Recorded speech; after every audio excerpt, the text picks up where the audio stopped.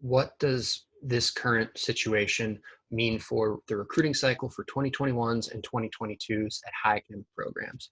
This is a question we're getting a lot from parents and student athletes, very understandably, because everybody wants to know what this spring, summer, next fall are going to look like from a recruiting perspective. So to cover kind of our bases, there has been a cutoff on local spring recruiting, which is limited to a large degree anyway for most schools because they don't necessarily have the resources to be recruiting heavily while they're also in season, working with their student athletes on a daily basis, playing a full game schedule, et cetera. Whatever it was that any schools were able to do in that direction has been cut off because of this NCAA dead period that currently is set to run through the end of May.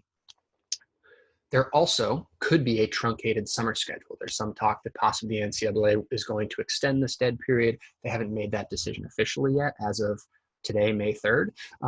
They might, over the next few weeks or few days, make a decision to extend that.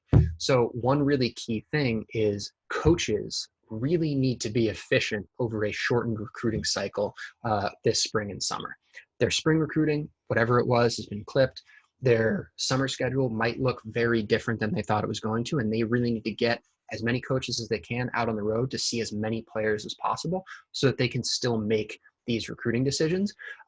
Because ultimately, these high academic programs still need to recruit their 2021 and 2022 classes. It's just going to be over a shorter window.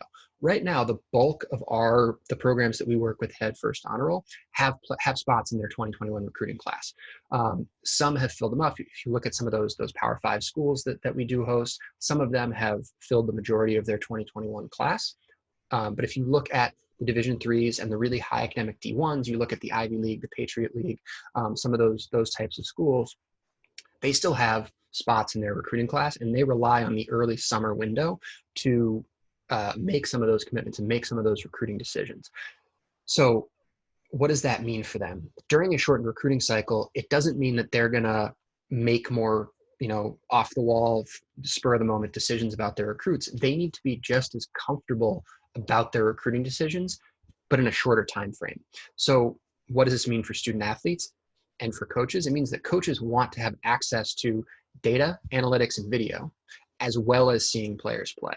So having that video in your profile, sending that off to them, targeting events this summer where you can get not only the opportunity to play in front of coaches where they're watching you through the chain link, but what is the data that they can gather on you so that when they see you play and they say, oh, that center fielder's pretty fast, they can look at your home to first time. They can look at your 60-yard dash time and say, oh, that center fielder plays fast because actually he's pretty fast. And they have that data to put to the eye test, that they have these analytics and they can get more comfortable with how your raw tools translate to your on-the-field play. The other thing that's going to be really important is character fit is a huge piece of the puzzle for these programs.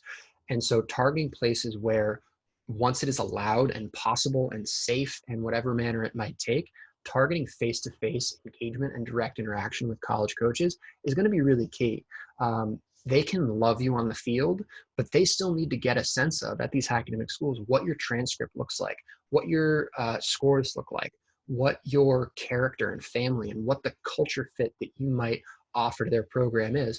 So it's really important to target these sorts of events where you can get all of this really efficiently. Where can you get data, analytics, video, and the chance to engage directly with college coaches?